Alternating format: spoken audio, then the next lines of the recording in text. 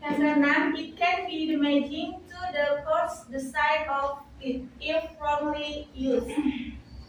Silabus menyediakan seperangkat kriteria untuk pemilihan materi dan penulisan.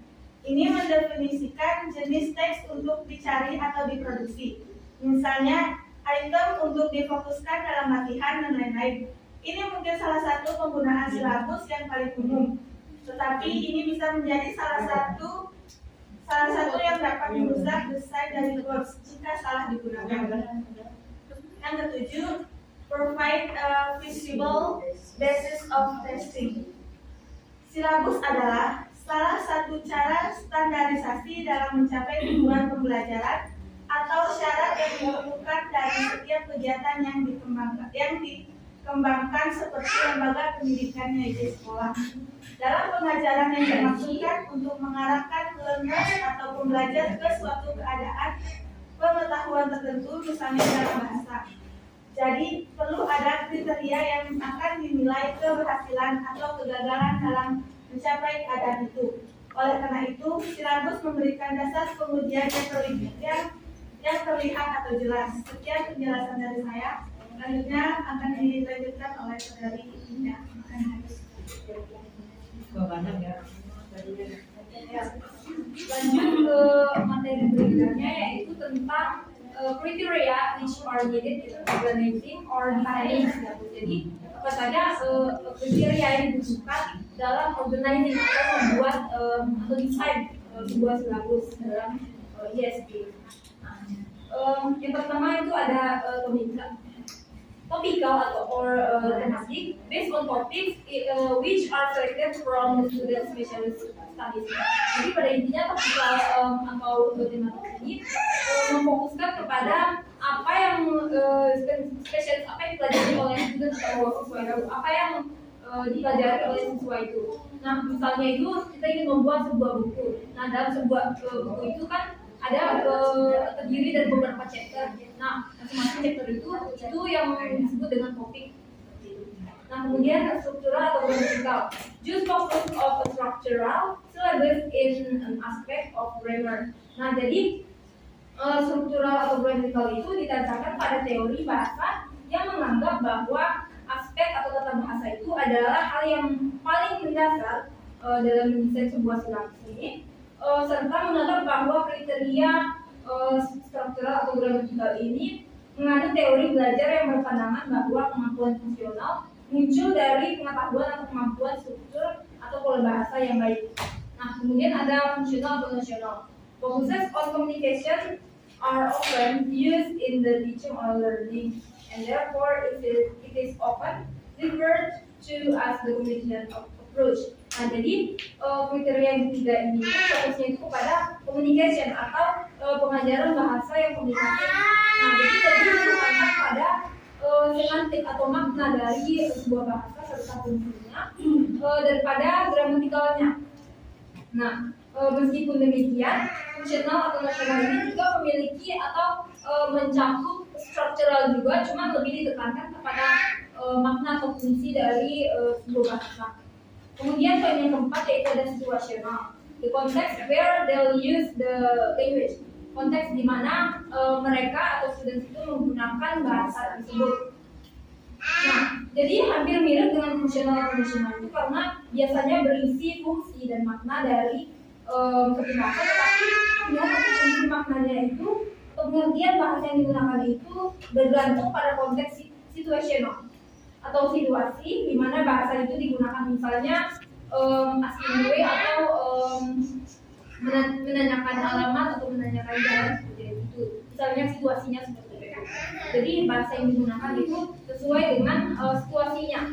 Nah, jadi kita harus memprediksi situasi di mana learners atau students itu kemungkinan membutuhkan bahasa tersebut, kemudian menggunakan bahasa tersebut di dalam situasi tersebut. Kemudian ada fungsional class atau base, complex and proposal set of tasks that the students want or need to perform with the language they are learning. Nah, jadi fokusnya itu kepada apa yang students want atau inginkan atau dibutuhkan untuk melaksanakan atau melakukan sebuah ucapan menggunakan bahasa yang mereka gunakan. Nah, jadi menggunakan aktivitas atau kebutuhan yang dari real life dari student itu sebagai pengalaman belajar.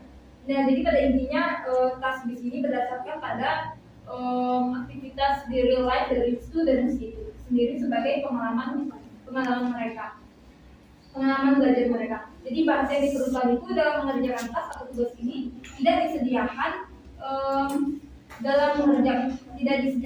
students akan mencari sendiri sumber lain dari task atau tugas yang diberikan. Misalnya itu mendeskripsikan teman kelas, misalnya mendeskripsikan tentang siapa namanya, apa hobinya dan sebagainya. Itu kan materi itu tidak disampaikan oleh guru, jadi sumbernya itu dengan dia bertanya langsung kepada temannya seperti itu.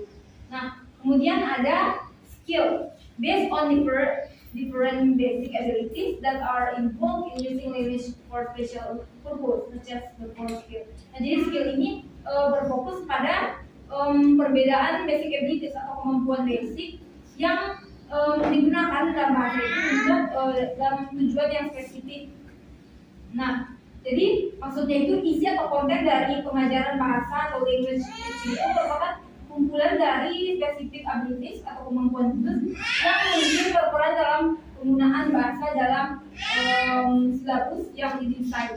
Nah, jadi tujuan utama dari poin skill ini adalah untuk mempelajari specific language skill atau skill berbahasa yang spesifik, seperti misalnya skill reading, writing, listening, kemudian speaking. Nah, seperti itu. Kemudian ada discourse skill atau bisa juga disebut konten. It is emphasize the use of discourse that it is accordance with the context of its use. Nah, jadi ketika kita ingin menyusun sebuah materi atau silabus itu harus berdasarkan dengan konten yang dipelajari learners. Misalnya learners itu belajar tentang English for biology atau English untuk biologi. Jadi bahasa yang diajarkan yaitu ya tentang biologi. Nah, kemudian yang terakhir yaitu ada skill and strategies. Focus on the strategies in which can be used to teach and assess students' competence and comprehension. Nah, jadi fokusnya dari poin yang terakhir ini adalah berfokus pada strategi yang dimana dapat untuk mengajarkan atau menilai kompetensi dari student atau menilai pemahaman dari studentnya.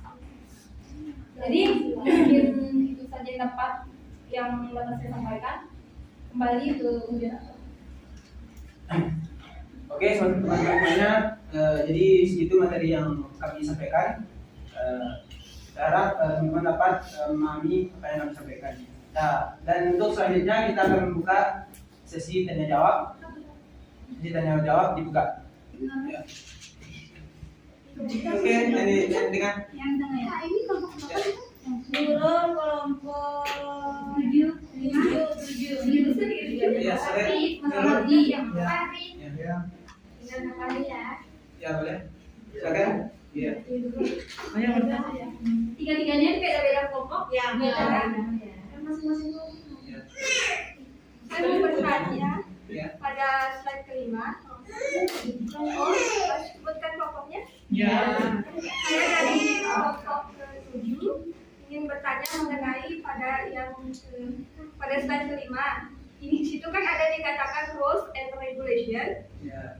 Pertanyaan saya, di situ aturan apa saja yang terdapat dalam silabus itu? Oke, kami tunggu dulu ya. Silakan. Ya, siapa namanya?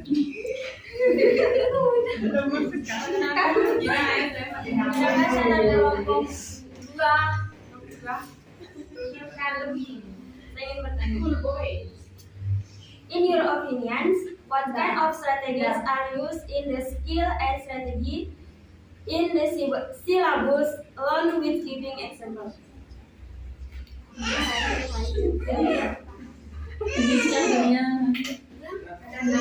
Indonesia. Menurut Anda, strategi seperti apa yang digunakan di skill dan strategi dalam silabus peserta? Berikan contoh. Kita dulu ya. Biasanya Putri. Oke, saya Putri Mesari dari kelompok 6. Izin bertanya, Ya. apakah perbedaan dari silabus dengan FPP? Silabus dengan RPP. Kami buka tugas saja dengan diri ya. Satu kelompok. Yang dari kelompok Ya, silakan. Silakan nanti dari kelompok mana? saya perwakilan dari kelompok 4. Oke. Jadi saya ingin bertanya tentang adakah kendala-kendala yang ditemukan dalam pengembangan silabus dan apa saja pertimbangan dalam pengembangan silabus? Nanti Bilang.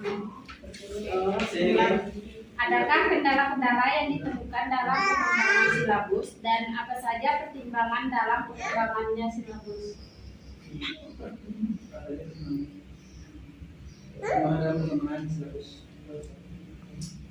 Oke, next question. Pada Okta, silakan. Ya.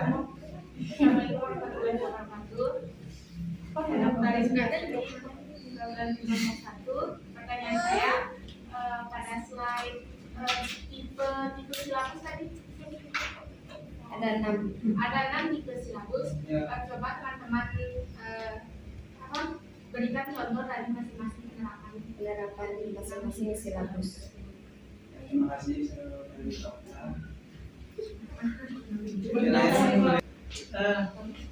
Assalamualaikum warahmatullahi wabarakatuh. Saya Hermasa dari kelompok 8. Gak apa-apa, lanjut dah. Nanya gak apa-apa. Apa tujuan dari silabus tersebut dan terlibat? Ayo, ya, saya Farisa ini dari kelompok 5 ingin bertanya. Tadi awal apa? Sejarah silabus itu ada beberapa apakah ada beberapa perkembangan dari tipe-tipe dan juga tata pembuatannya? Terima kasih. Jadi aturan itu apa saja yang harus diperhatikan dalam mendesain silabus.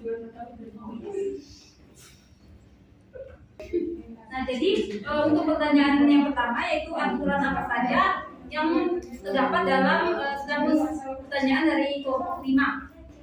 Jadi kelompok 7. Nah, jadi apa saja nih yang diperhatikan dalam membuat silabus itu yaitu apakah silabus itu bermanfaat bagi siswa atau peserta didik itu, kemudian apa sih yang diminati oleh siswa itu, misalnya khususnya dalam membentuk sebuah silabus, misalnya untuk silabus ISP. Jadi apa sih minat dari siswa tersebut? Nah, jadi disesuaikan dengan minat siswanya. Misalnya siswa tersebut memiliki minat pada misalnya English for misalnya tentang kedokteran misalnya atau tentang psikologi. Ya, jadi yang disusun materi-materi yang disusun yaitu tentang psikologi atau dari kedokteran itu, bahasa-bahasa yang diajarkan. Nah, kemudian adapun isi dari silabus itu ada mengkaji kompetensi inti atau serta kompetensi dasar yang harus dicapai oleh peserta didik, kemudian materi pokok pembelajarannya, kemudian apa saja kegiatan di dalam kelas, yaitu misalnya presentasi, kemudian proses tanya jawab seperti itu, kemudian jenis penilaiannya itu seperti apa? Ya, ini seperti itu sih. Hampir mirip dengan RPP.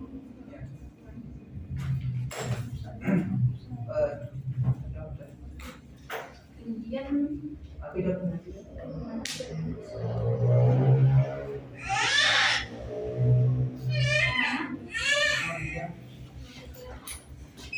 udah, diam kemudian ada.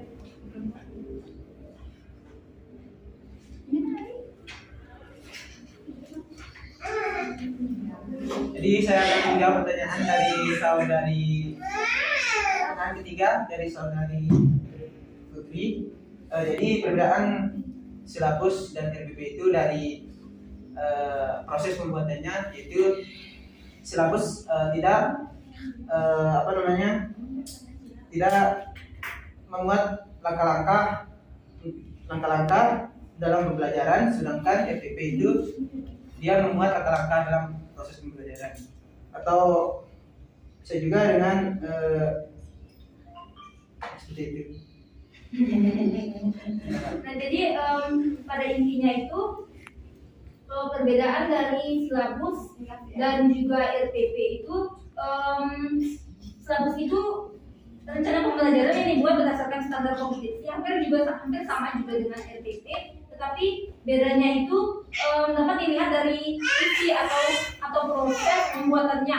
Umumnya silabus itu memuat langkah-langkah pembelajaran, sedangkan RPP memuat langkah-langkah pembelajaran.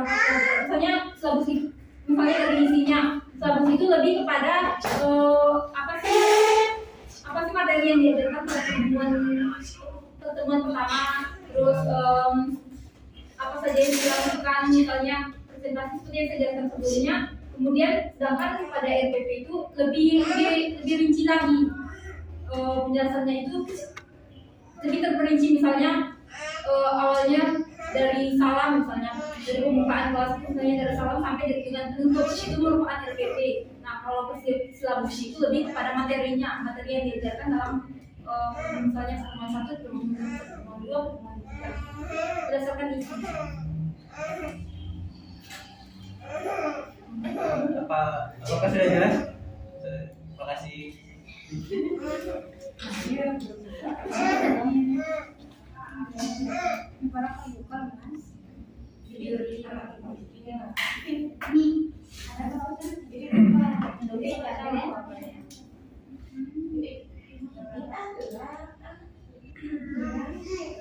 Saya akan menjawab pertanyaan dari kelompok 4 dari Sinar Hayati. Adakah kendala-kendala yang ditemukan dalam pengembangan silabus dan apa saja pertimbangan dalam pengembangan silabus? Jawaban, kendala-kendala yang ditemukan dalam pengembangan silabus itu menentukan strategi, metode, dan teknik pembelajaran yang digunakan sesuai dengan model pembelajaran yang cocok. Yang kedua adalah menentukan alat evaluasi berbasis kelas (EBK) dan alat ujian berbasis sekolah sesuai dengan visi dan misi sekolah. Sekian dan terima kasih.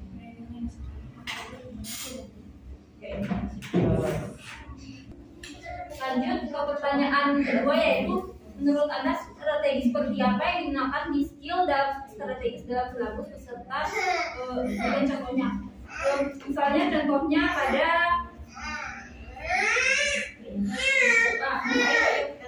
kriteria silabus, yaitu pada poin skill.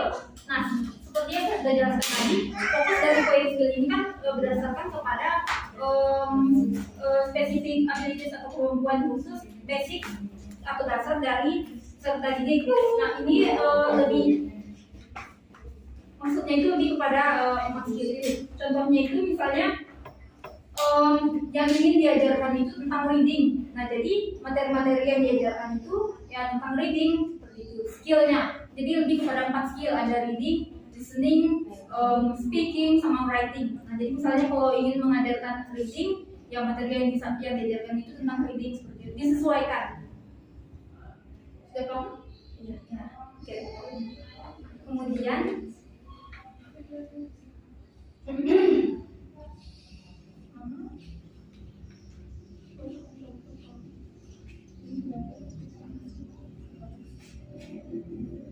Peran dari silabus. nah, jadi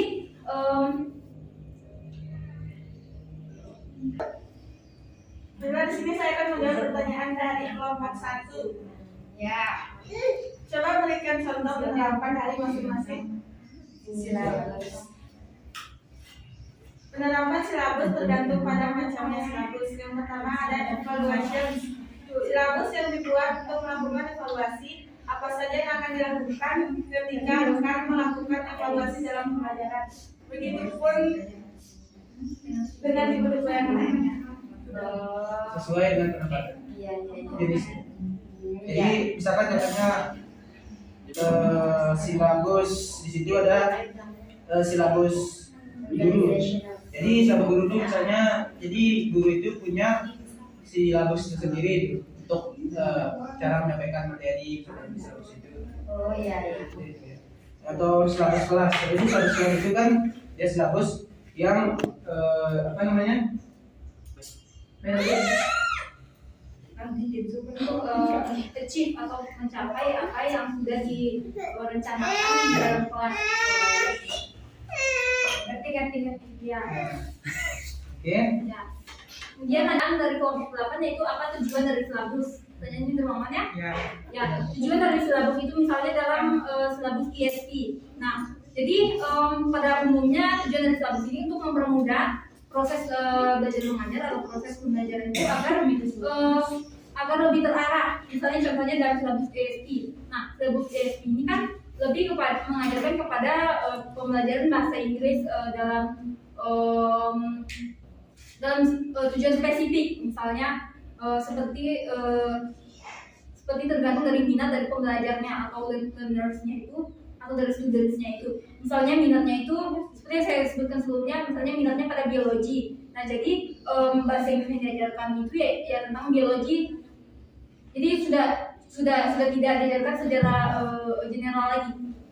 Jadi lebih ke khusus agar proses pembelajaran itu lebih terarah dan lebih mudah juga dalam mencapai tujuan dari pembelajaran. Kemudian pertanyaan dari Fahri, yaitu dari kelompok 5 tentang dari awal sejarah silabus, apakah ada perkembangan dari tipe silabus? Nah,